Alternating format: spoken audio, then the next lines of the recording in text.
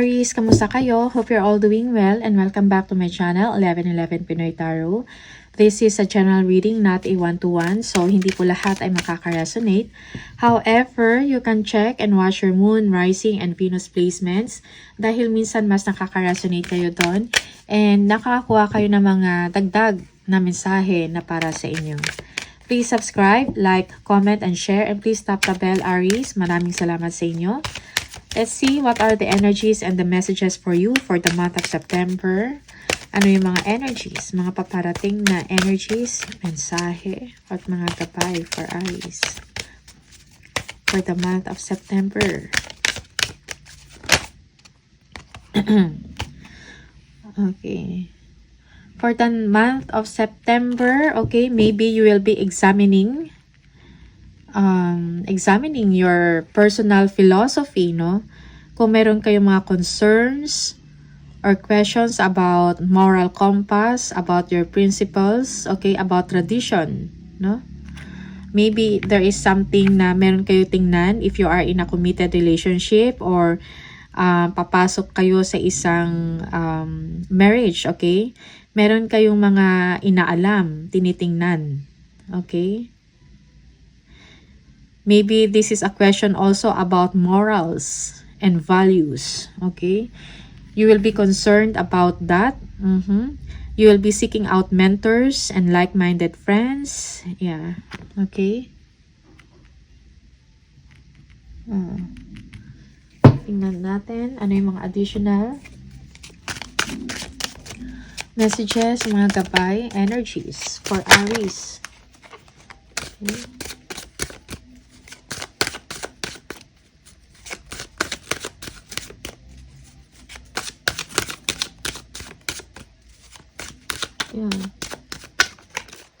Yeah, yung iba sa inyo, you will be, paano yung mga traditional na mga rules and structures sa company man to, okay, or sa society.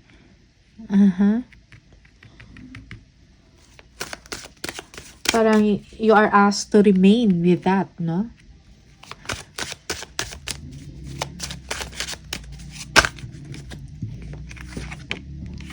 The Emperor, structure and stability, okay.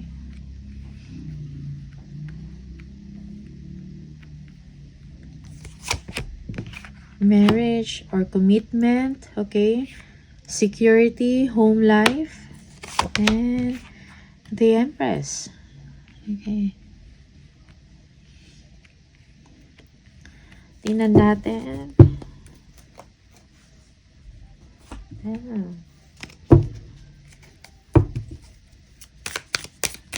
Okay.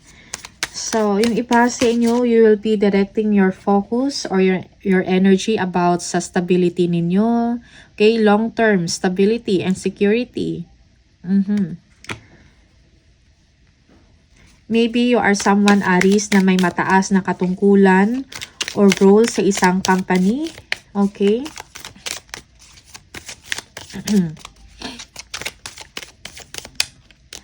The Emperor, what's this?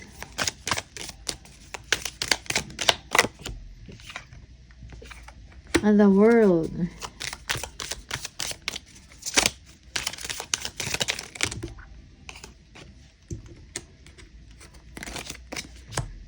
And the Six of Wands. Okay. Yeah, yung iba sa inyo, you will be accomplishing something. Maybe this is a project, no? You will be accomplishing it or completing it with a pride and success. Yes. Okay. So, good news is on the way. Yeah, yung iba sa inyo, meron kayong mga travel plans na gagawin. Maybe this is international, no? Yeah. You will be improving yourself. Maybe for some of you, you will be taking a lesson or school or education, ano, sa ibang bansa, okay?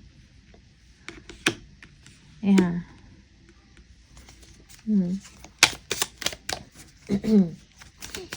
merong achievement para sa inyo. You are successful, Aries, no? You will be successful sa inyong gagawin, no? Maybe this is a project or sa inyong trabaho.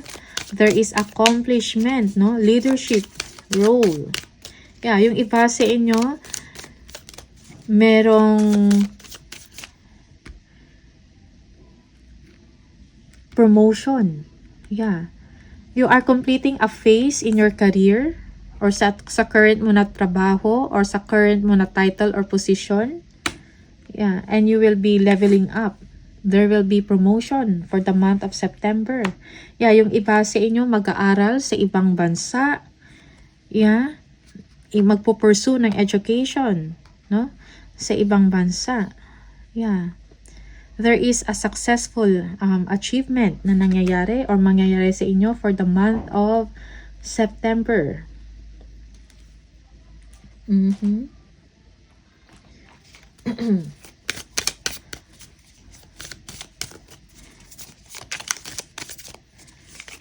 Pag-angat, no? And 4 of Cups, tingnan natin. Ano tong 4 of Cups? Oh, the Lovers, okay. May kailangan kayong desisyon na gagawin, no? You need to make smart choices, wise decision also para sa sarili nyo din. Okay? Kailangan mo isalang-alang ang iyong sarili, ang iyong kapakanan. Yeah. Meron kayong concerns about relationship or intimate relationship, okay? Someone is offering you maybe a marriage or commitment, pero hindi nyo to binibigyan ng interest or attention or you're not sure of it, okay?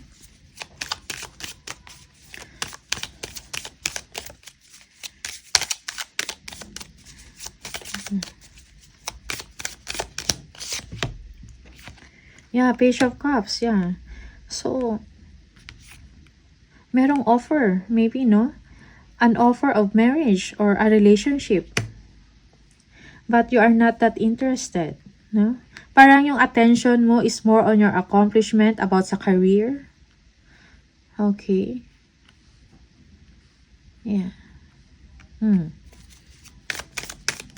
Parang ibang direksyon ang tinatahak ninyo, Aries.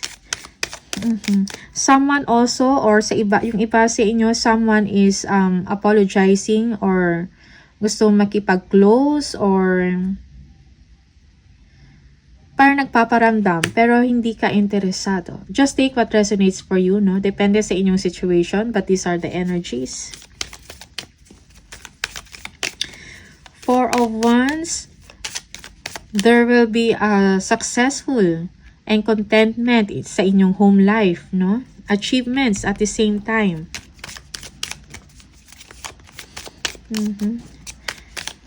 Yeah, for some of you, there will be marriage. Okay, announcement of marriage. 5 of Wands. Again, there is, parang merong competition or conflict, no? Parang pinag-iisipan mo pa ito. Okay? Yeah, for some of you, merong competition sa work. Okay, but you are winning it, no?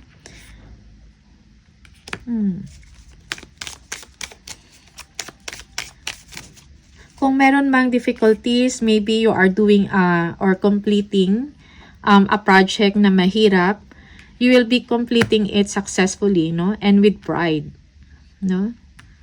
Tiwala sa sarili and pride. You will be proud of it. Yeah, Page of Wands. A new endeavor, new exciting endeavor for you, Aries.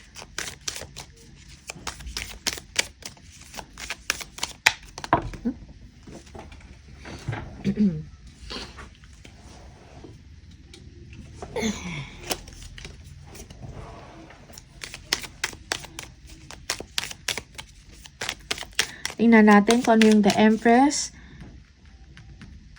Okay, you are full or you have a lot of creative ideas in your mind. Okay, you are very creative, you are abundant. Yeah, yung iba sa inyo, you are thinking about business. Okay? Kung meron kayong business, no? Your business is doing well, okay? Will be doing well in the month of September, okay? Or you will be launching a creative venture. Or negosyo. Meron kayong uumpisahan.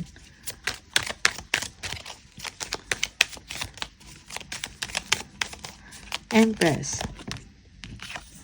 The Hierophant. Again. Okay.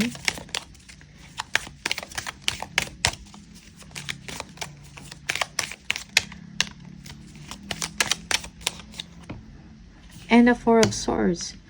Okay, yeah. Yung iba sa inyo is you are thinking about having a family, no? Maybe yung iba sa inyo will be getting married.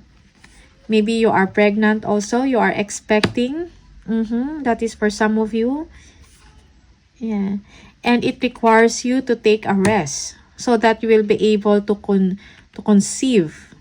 Kung nagpaplano kayo, okay, to get pregnant or to be pregnant, okay, kailangan ng parang rest, no? Or break sa work para makafocus kayo doon. Okay? Yeah. That is for some of you, Aries. Okay. Yeah. Yeah, for some of you, yes, maybe you will be married, no? There will be a new chapter in your life. Aries. You will be entering a new chapter in your life kung saan merong commitment, merong marriage, no? And pregnancy. Okay? That is for some of you. Yeah, kailangan mo ng self-care. Yeah, dahil for some of you, yung iba, medyo maselan, no? Ang inyong situation. Most especially if you are trying to get pregnant. Okay. Yeah.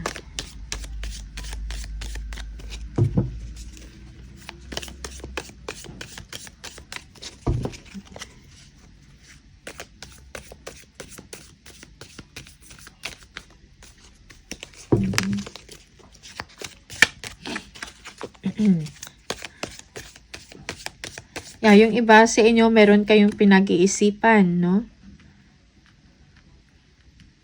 So, you need to take time also, most especially if you are making a decision about getting pregnant, okay? Tingnan natin, additional more message for victory in some endeavor. Okay, yes, there is victory and success sa inyong ginagawa. Okay, sa work mo man to, creative project, creative ventures, passion project, business. Gavel, involvement with the law. Okay. Yeah, yung iba sa inyo mayroong issues or concern involving law. Okay, or legalities. Okay, well. Older woman, dealings or relationship with an older woman. Okay, merong concern or issues with an older woman.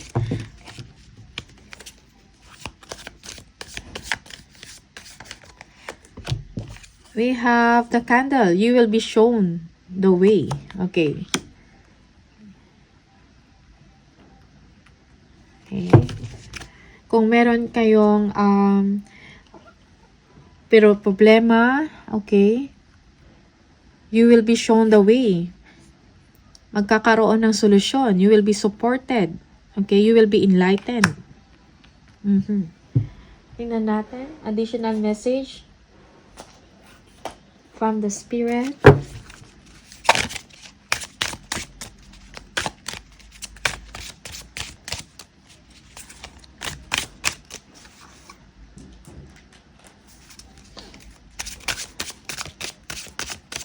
Yeah. For some of you, yes, merong complications, no? Of getting pregnant or complications about marriage or commitment. But you will be able to overcome it.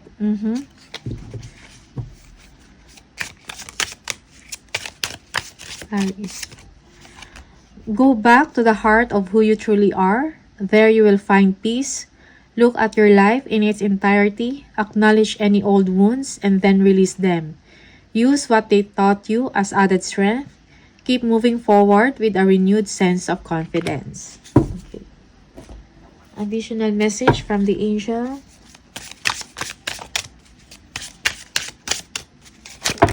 Ooh.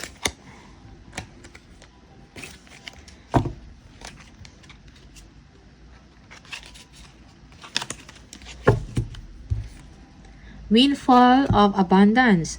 An increase in abundance is arriving in many different forms, some of them unexpected. Be open to receiving and know that this abundance comes to you to support your life purpose, health, and charitable work. Okay. So, Aries, all the best sa inyo. These are your messages. Thank you so much and I'll see you on the next video. Bye!